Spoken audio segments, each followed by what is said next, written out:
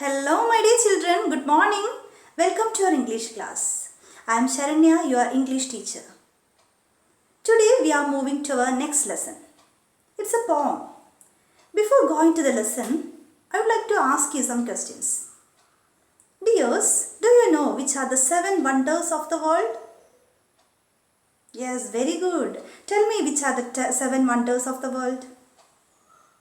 Petra, Chichen Itza, Christ the Redeemer, then Great Wall of China,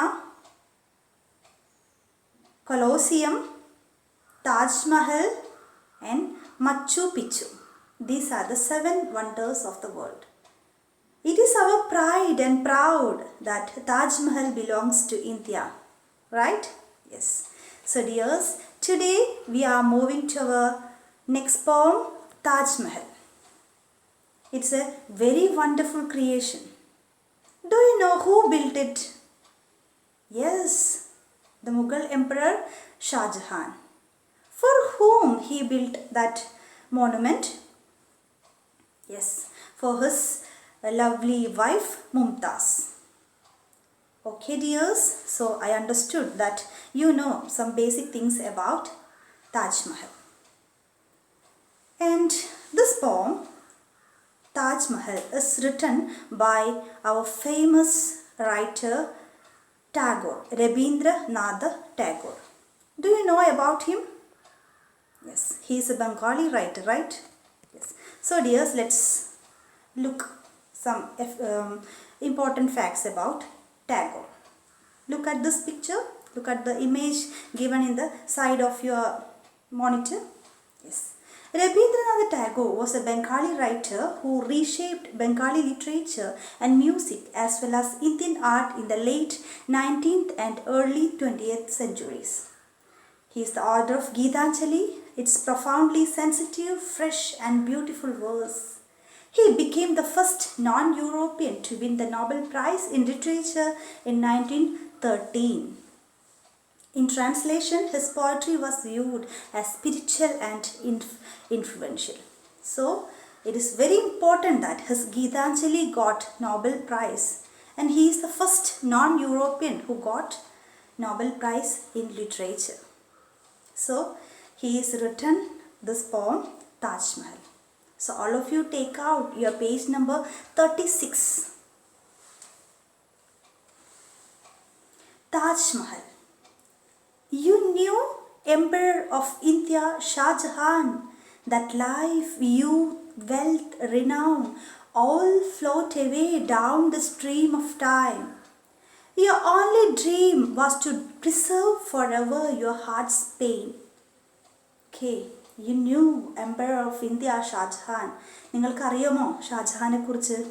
അദ്ദേഹത്തിൻ്റെ ജീവിതം, അദ്ദേഹത്തിൻ്റെ യൗവനം, അദ്ദേഹത്തിൻ്റെ ധനം, അദ്ദേഹത്തിൻ്റെ പ്രശസ്തി എല്ലാം എന്തുണ്ടായി? എല്ലാം കാലത്തിൻ്റെ കുത്തൊഴുക്കിൽ നശിച്ചു പോയി. പക്ഷേ താജ് മഹൽ എന്ന് പറയുന്ന അദ്ദേഹത്തിൻ്റെ ആ ഒരു ക്രിയേഷൻ, അദ്ദേഹം എടുത്ത ആ ഒരു ക്രിയേഷൻ, അതിനൊരിക്കലും ഒരു മങ്ങൽ വന്നിട്ടില്ല എന്ന് പറയുകയാണ്. Your only dream was to preserve forever your heart's pain. The harsh thunder of imperial power would fade into sleep like a sunset's crimson splendor. But it was your hope that at least a single eternally heaved sigh would stay to grieve the sky. So, ഷാജഹാൻ്റെ വെൽത്തും അദ്ദേഹത്തിൻ്റെ പ്രശസ്തിയും അദ്ദേഹത്തിൻ്റെ യൗവനവും ഒക്കെ കാലം മായ്ച്ചു പോയ പോലെ, കാലം കഴിയുന്തോറും അതൊക്കെ നഷ്ടപ്പെട്ടു പോയി. പക്ഷേ അദ്ദേഹത്തിൻ്റെ ഹാർട്ടിൻ്റെ പെയിനായിട്ടുള്ള അദ്ദേഹത്തിൻ്റെ ഹൃദയവേദന, എന്താണ് അദ്ദേഹത്തിൻ്റെ ഹൃദയവേദന?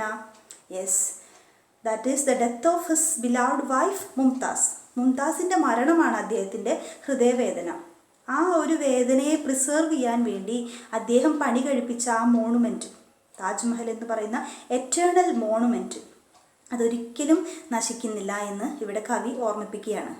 എങ്ങനെയാണ്? Like the harsh thunder of imperial power would fade into sleep. സാമ്രാജ്യത്തിൻ്റെ ഇമ്പീരിയൽ പവറിൻ്റെ ഹാർഷ് തണ്ടറൊക്കെ എന്താവും? അതൊക്കെ മങ്ങിപ്പോകും. എങ്ങനെയാണ് അത് മങ്ങിപ്പോകുന്നത്? Like a sunset's crimson splendour. ഒരു സൂര്യാസ്തമയത്തിൻ്റെ സമയത്ത് ഉണ്ടാകുന്ന ആ ഒരു കളർ, ഒരു ക്രിംസൺ സ്പ്ലെൻഡർ എന്നാണ് ഇവിടെ കവി പറയുന്നത്. ആ ഒരു കളർ, റെഡിഷ് ഓറഞ്ച് ആയിട്ടുള്ള ആ ഒരു കളർ, അത് കുറച്ച് നേരമാണ് ഉണ്ടാവുള്ളൂ അല്ലേ. ആ സൺസെറ്റിൻ്റെ സമയത്ത് മാത്രമാണ് ആ ബ്യൂട്ടിഫുൾ കളർ ഉണ്ടാവുള്ളൂ. അത് കുറച്ച് കഴിഞ്ഞാൽ ഫേഡായി പോകും. അതുപോലെ ഹാർഷ് തണ്ടർ ഓഫ് ഇമ്പീരിയൽ പവറും എന്തായി, ഫേഡായിപ്പോയി. But it was your hope that at least a single eternally heaved sigh through stay to grieve the sky. പക്ഷേ ആ ഒരു സിംഗിൾ എറ്റേണലി ഹീവ്ഡ് സൈ എന്ന് പറയുന്നത് ഇവിടെ എന്താണ്? Yes, the Taj Mahal. അത് താജ്മഹൽ ഒരിക്കലും ഒരു മങ്ങലും ഏൽക്കാതെ നമ്മുടെ ആകാശമുട്ട ഇങ്ങനെ എന്താവുകയാണ്, അങ്ങനെ നിൽക്കുകയാണ്. ഒരിക്കലും അതിനൊരു മങ്ങൽ ഏറ്റിട്ടില്ല എന്നിവിടെ ആര് പറയുകയാണ്?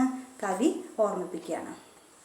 Then though emeralds, rubies, pearls are all but as the glitter of a rainbow tricking out empty air and must pass away, yet still one solitary tear would hang on the cheek of time in the form of this white and gleaming Taj Mahal.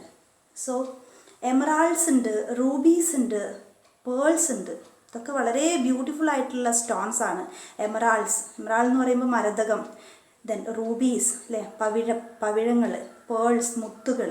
ഇതൊക്കെ എന്താണ്? ഇതൊക്കെ മനോഹരമായിട്ടുള്ള മുത്തുകളാണ്, മനോഹരമായിട്ടുള്ള സൃഷ്ടികളാണ്. പക്ഷേ but as the glitter of rainbow tricking out empty air, ഒരു മഴവില്ല് വന്നു പോകുന്ന സമയം കൊണ്ട് അല്ലേ, മഴവില്ല് എത്ര നേരം ഉണ്ടാവുക? മഴ മാറുന്ന ആ ഒരു സമയത്ത് അല്ലേ, മഴക്കാറുള്ള ഒരു സമയത്താണ് ആകാശത്ത് മഴവില്ല് വരിക. It is for a moment അല്ലേ, കുറച്ച് സമയത്തിന് ഒരു നൈമിഷികമായിട്ടുള്ള ഒരു പ്രസൻസാണ് മഴവില്ലിനൊക്കെ ഉണ്ടാവുക. അതുപോലെയാണ് ഈ എമറാൾഡ്സും റൂബീസും പേൾസും ഒക്കെ പ്രസൻ്റ് ആവുക, അവരുടെയൊക്കെ ബ്യൂട്ടി ഉണ്ടാവുക. Yet still one solitary tear would hang on the cheek of time in the form of this white gleaming Taj Mahal. പക്ഷേ ഇവിടെ കവി പറയുന്നത് എന്താണ്? അതെല്ലാം പോവും, അതിൻ്റെ ബ്യൂട്ടി എല്ലാം നശിക്കും. എമറാൾഡ്സിൻ്റെയും റൂബീസിൻ്റെയും പേൾസിൻ്റെയും ഒക്കെ ബ്യൂട്ടി എന്താണ്? നശ്വരമാണ്, നശിക്കുന്നതാണ്. അതൊക്കെ നശിച്ചാലും കാലത്തിൻ്റെ കവിളിലെ ഒരു കണ്ണുനീർത്തുള്ളി പോലെ എന്തിവിടെ ഉണ്ടായിരിക്കും?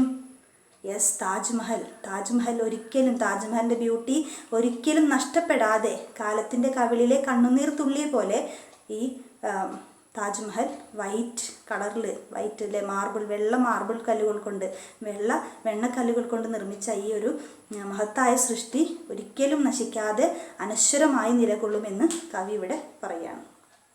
Okay, I hope all of you understood our poem. Very simple but very beautiful poem. All of you read 2 or 3 times. Okay. Now let's move to our poetic device. In this poem, the poet has given some poetic devices. He has used some poetic device to add the beauty of the poem. Okay. First one is simile. Simile. For what we are using similes? Yes, to compare 2 different things. Okay, 2 വ്യത്യസ്തമായ സംഭവങ്ങളെ, 2 വ്യത്യസ്തമായ കാര്യങ്ങളെ compare ചെയ്തിട്ട് ഒന്ന് പോലെയാണ് മറ്റൊന്ന് എന്ന് പറയുന്നതാണ് സിമിലി അല്ലേ. Something is like or as something else, ഒന്ന് മറ്റതിനെ പോലെയാണ് എന്ന് പറയുന്നതാണ് സിമിലി. ഒരു എക്സാമ്പിൾ ഇവിടെ തന്നിട്ടുണ്ട്. He was as quiet as a mouse.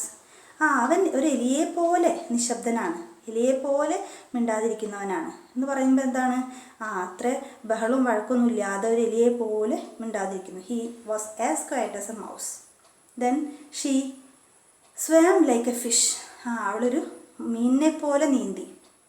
മീനല്ല, അവളും മീനും തമ്മിൽ വ്യത്യാസമുണ്ട്. ഒന്ന് ഹ്യൂമൻ ബീയിങ്ങും ഒന്നെന്താണ്, ഒരു എനിമലുമാണ്, ഒരു ജീവിയാണ്. So she swam like a fish എന്ന് പറയുമ്പോൾ എന്താ, ഒരു മീനിനെ പോലെ ഫ്ലുവൻസിയിൽ അവൾ നീന്തി എന്ന് പറയാണ്. So this is example for simile. In our poem also we have given similes. We have 2 similes in the poem. Okay, look at this image given in the right side of the monitor. Okay, the harsh thunder of imperial power would fade into sleep like a sunset's crimson splendor. അപ്പോൾ സാമ്രാജ്യത്വത്തിൻ്റെ harsh thunder എന്തുപോലെയാണ് എന്ന് പറയുകയാണ്. എന്തിനോടാണ് അതിന് compare ചെയ്തിരിക്കുന്നത്?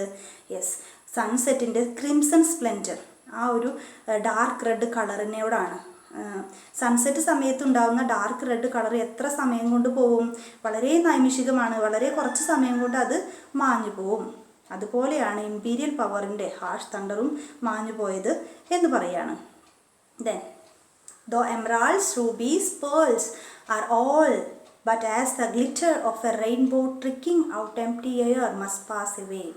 Yes, emerald, rubies, pearls അവയെപ്പോലെ തന്നെ അവ എന്തിനോടാണ് compare ചെയ്തിട്ടുള്ളത്? യെസ്, മഴവില്ലിനോടാണ് കമ്പയർ ചെയ്തിട്ടുള്ളത്. മഴവില്ല് എംറ്റി എയറിൽ വരുന്ന മഴവില്ല് കുറച്ച് നേരത്തേക്കാണ് മഴവില്ല് ഉണ്ടാവുള്ളൂ അല്ലേ? ഒരുപാട് നേരം മഴവില്ല് നിലനിൽക്കുമോ? ഇല്ല. അപ്പോൾ മഴവില്ല് എത്ര നേരം ഉണ്ടാവുള്ളൂ? അത്രയും. അതുപോലെയാണ് ഈ റൂബീസിൻ്റെയും എമറാൾഡ്സിൻ്റെയും പേൾസിൻ്റെ ഒക്കെ beauty. Everything will fade away എന്ന് പറയാണ് ഇവിടെ കവി. So dears, I hope you understood what is simile. Okay, if you have any doubt please contact me. Now dears, I am going to give you an assignment. I hope all of you like to do assignments after the class. Yes. So today I am going to give you a very interesting assignment, that is prepare an appreciation of this poem Taj Mahal. ഈ താജ് മഹൽ പോയത്തിന് ഒരു appreciation, ഒരു ആസ്വാദനം എഴുതുക. അപ്പോൾ നിങ്ങൾ നന്നായിട്ട് enjoy ചെയ്തിട്ടുണ്ടാവും എന്ന് വിചാരിക്കുന്നു. ഇതിന് നന്നായിട്ടൊരു ആസ്വാദനം എഴുതുക. അതിൻ്റെ റൈം സ്കീമും പോയറ്റിക് ഡിവൈസും എല്ലാം ഉപയോഗിച്ചുകൊണ്ട് ഒരു നല്ല ആസ്വാദനം എഴുതുക. So dears, let's wind up today's